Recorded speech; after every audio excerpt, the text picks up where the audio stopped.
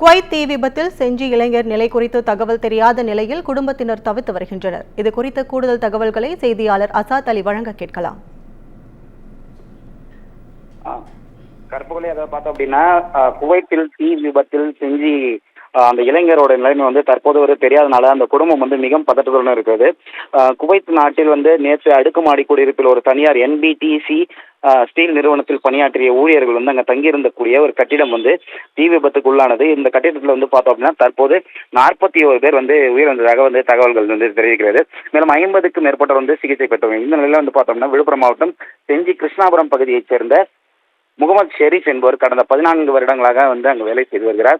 அவருடைய நிலை குறித்து தற்போது வரை எந்த தகவலும் கிடைக்கவில்லை. அதாவது அவருடன் பணியாற்றிய சக ஊழியர்களிலிருந்து ஒரு புகைப்படத்தை அனுப்பியிருக்கிறார். ஆனால் குடும்பத்தினர் தற்போது என்ன தெரிவிக்கிறார் என்றால், அவர் முகமது ஷெரீப் அல்ல என்று தெரிவிக்கிறார்கள். இந்த நிலையில் பார்த்தோம் அப்படின்னா முகமது ஷெரீப் இறந்து விட்டாரா அல்லது உயிரோடு தான் இருக்கிறாரா இல்லை சிகிச்சை பெறுகிறாரா என்ற தகவல் முழுமையாக குடும்பத்தினருக்கு கிடைக்கவில்லை. தற்போது வரை அவர்கள் மத்திய மாநில அரசுகள் உடனடியாக முகமது ஷெரீப்பின் தற்போதைய நிலை என்ன என்பதை விளக்க வேண்டும் என்பதே குடும்பத்தினரின் ஒற்றை கோரிக்கையாக இருக்கிறது. மேலும் பார்த்தோம் அப்படின்னா தொடர்ந்து எந்த தகவலும் கிடைக்காத நிலையில் குடும்பத்தினர் மிகவும் பதற்றமாகவே இருக்கிறார்கள். கற்பவர்கள் கூடுதல் தகவலுக்கு நன்றி அசாத் அலி.